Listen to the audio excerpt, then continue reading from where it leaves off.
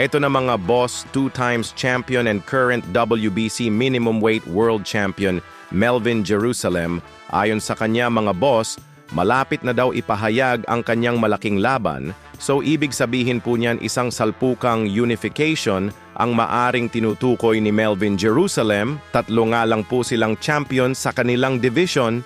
Hawak ni Oscar Collazo ang WBO and WBA title, hawak ni Pedro Taduran ang IBF at hawak naman ni Melvin Jerusalem ang WBC. So sino kaya sa kanila, Pedro Taduran at Oscar Collazo, ang makakabangga ni Melvin Jerusalem?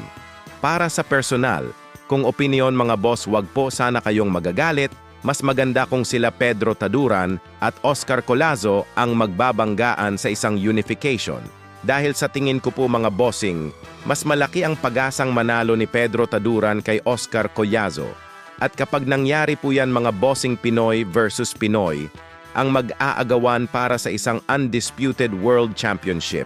Kumbaga mga bossing, kahit sino kila Taduran at Jerusalem, ang mananalo, ang mahalaga po dyan ay sa Pinoy na punta ang 4 na sinturon. At pag nagkataon, history po yan ang kauna-unahang Pinoy na naging undisputed world champion. Samantala matapos sabihin nakaraan ng head coach ni Mario Barrios na 2 lang daw ang maaring pupuntahan ni Manny Pacquiao ngayon, July 19, yan ay kung hindi sa hospital diretso sementeryo.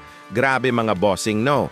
So inaabangan nga po ng lahat kung may sagot dyan si Pambansang Kamao sa naging patotsyada ng trainer ni Mario Barrios. Pero wala mga bossing, hindi pinatulan ni Manny Pacquiao ang pautot ng coach ni Barrios.